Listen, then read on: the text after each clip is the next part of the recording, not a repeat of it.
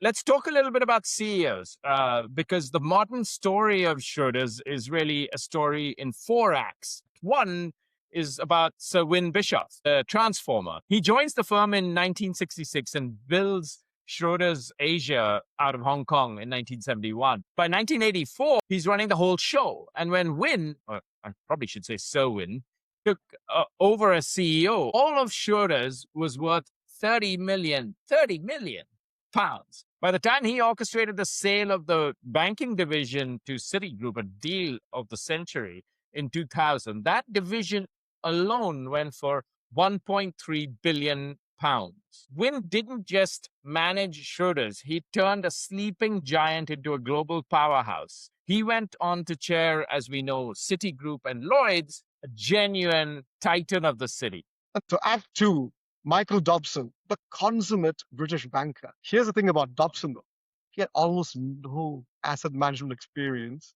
Amazing. Prior to taking up the mantle as CEO at Schroders. He'd been CEO at Morgan Grenfell, which was later acquired by Deutsche Bank. And this firm is an old British bank just steeped in investment banking and corporate finance history. The joke always within Schroders was that Dobson could pick up the phone and get any global CEO on the line within the hour.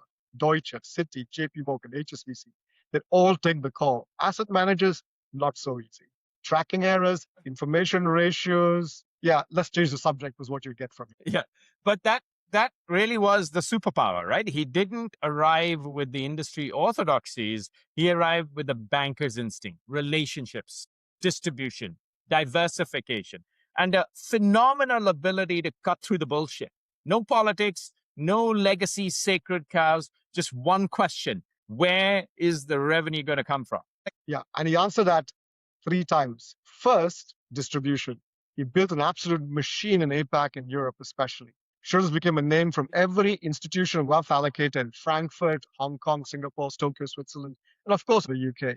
His banking Rolodex opened multiple doors. Now, the second element, which is kind of hidden in Schroders' history, he broke the European equity addiction.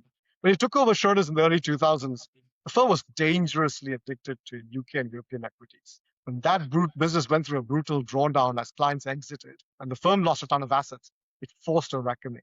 You can't be a $300 billion asset manager running on just one trick. Dobson drove this pivot into global equities, multi-asset, and emerging markets. Took years, was very painful, but this firm set up a strong franchise in almost all aspects of the public equities market that we know today. Thirdly, and this one gets overlooked as well a lot, was the great financial crisis. This was a reckoning for the firm, for many investment firms. Fixed income, a minnow prior to the great financial crisis for the firm, became the savior following the Lehman Brothers collapse. Yeah. While equities hemorrhaged, fixed income teams were delivering exceptional performance, raising assets, driving revenue back to the firm. This was an experience that convinced Dobson that diversification wasn't just a strategy. It was plain common sense and survival. At that we handed the race to Peter Harrison. AUM had tripled. There were record profits and a genuine multi-asset global platform with over 310 billion pounds of assets. Amazing, right? A classic story. Act 3, Peter Harrison, the great hope. Some parallels here with Dobson. And I say that with real affection because Peter is genuinely a good man. He started at Schroders as a graduate. I think it was 1988 or something like that, Manu. Yes. He came back via JP Morgan Asset Management and Deutsche Asset Management. And I think he built if I'm not mistaken, he built his own boutique firm, RWC Partners, and he was anointed CEO in 2016. The thesis was compelling. Harrison, the investment man, would take over from Dobson, the builder, the banker of platforms, and turbocharge it with the private markets, wealth management, and digital. He doubled AUM to over 770 billion. But here's the brutal truth. Under Harrison, pre-tax profits fell from 618 million in 2016 to 488 million by 2024. The share price dropped 15% during his tenure, and from its peak in 2021, it had fallen 40%. The Lloyd's Wealth JV, well, it failed. The alternatives pivot was too little too late. And critics say that we should have made bolder acquisitions.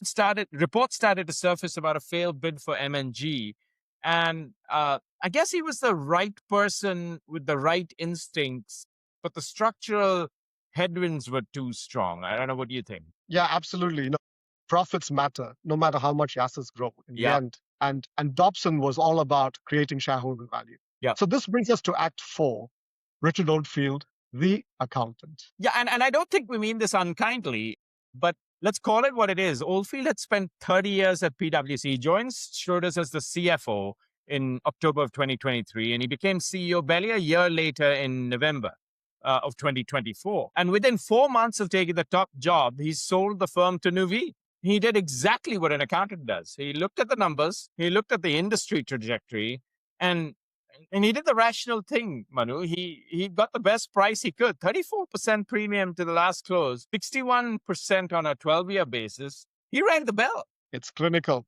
It's probably correct, but there's something poignant about the fact that 222 years of family stewardship, Win Bischoff's transformation, Dobson's patient architecture, Harrison's ambitious pivots, it all ends with a man who had been in the building for barely 2 years reading out a press release at 7 a.m. London opening time on a Thursday. Beijing to Bangalore to the Bay. Two friends from Google knowing the global way. Traveled the world exploring finance and tech. Delivering those non-obvious insights. Check. 25 years of experience, we're bringing the heat. From Singapore to San Francisco, this is the street. This is A to Z FinTech.